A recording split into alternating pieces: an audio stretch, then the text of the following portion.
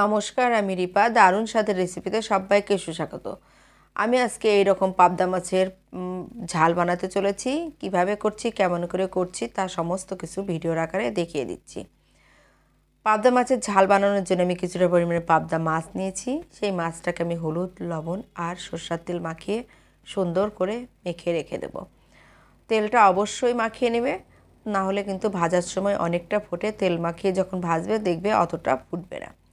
Friend, আমার রেসিপিগুলো তোমাদের কেমন লাগছে বা ভিডিওগুলো তোমাদের কেমন লাগছে তা কমেন্ট করে আমাকে অবশ্যই জানাবে। ফেসবুক থেকে দেখলে আমার পেজটাকে ফলো করে আমার পাশে থাকবে, আর ইউটিউব থেকে দেখলে আমার চ্যানেলটাকে সাবস্ক্রাইব করে আমার সঙ্গে থাকবে। ঠিক আছে ফ্রেন্ড, দেখতে থাকো আমি কিভাবে রান্না করছি।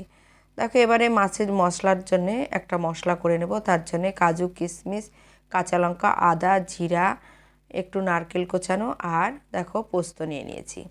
সমস্ত কিছু দিয়ে আমি একটা সুন্দর করে একটা মিহি পেস্ট করে নেব। দেখো, এবার মাছগুলোকে আমি এপিট ওপিট করে সুন্দর করে লাল করে ভেজে নেব। একটু লাল করে ভেজে নেবে, যেহেতু মাছটা খুব পাতলা থাকে। এবারে মাছগুলো ভেজে নেওয়ার পরে ওই তেলের মধ্যে আমি কাঁচা লঙ্কা, তেজপাতা, কালো জিরা আর জিরা ফোড়ন দিয়ে দেব। আমি বাটাতেও কিছুটা কাঁচা লঙ্কা দিয়েছি আর ফোড়নেও কিছুটা কাঁচা লঙ্কা দিয়ে দিচ্ছি। এবারে ওই ফোড়নটা ভেজে নিয়ে ওর মধ্যে আমি একটা টমেটো কেটে দিয়ে দিয়েছি। এবারে যে মশলাটা আমি করে রেখেছিলাম, মশলাটাকে এর মধ্যে আমি দিয়ে দেব। দেখো, মশলাটাকে আমি এর মধ্যে দিয়ে দিলাম। আমি এটাকে ডিপ ফ্রিজে মশলাটা ছিল, তাহলে তার জন্য একটু বরফের মতো হয়ে গেছে।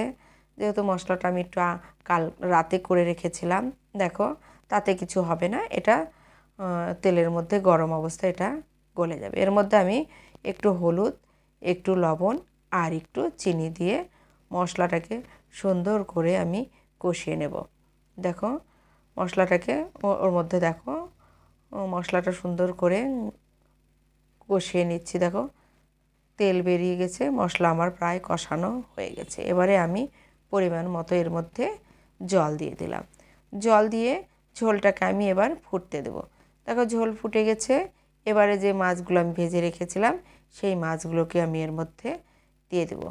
ফ্রেন্ড, আমার মতো করে একবার খেয়ে দেখো ফ্রেন্ড, কিচ্ছু বানিয়ে বলছিলেন, অসাধারণই কিন্তু এই পাবদার ঝালটা লাগে। দেখো মাছ দিয়ে আমার ঝোলটা সুন্দর করে ফুটে গেছে। দেখো দুর্দান্তই লাগে কিন্তু।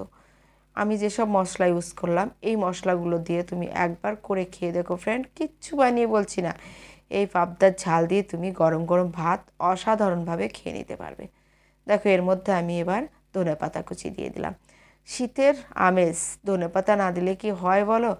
টমেটো আর ধনেপাতা যে সবজিতেই পড়বে টেস্টটা কিন্তু 10 গুণ বেড়ে যায়। দেখো রান্না হয়ে গেছে। এবার একটু কাঁচা তেল ছড়িয়ে দিয়েছিলাম। এবারে আমি একটা প্লেটে তুলে তোমাদেরকে দেখিয়ে দিলাম আমার ফাইনাল লুকটা কেমন হয়েছে। ঠিক আছে ফ্রেন্ড, আমার রেসিপিটা যদি ভালো লেগে থাকে তাহলে লাইক, কমেন্ট, শেয়ার করো। নমস্কার।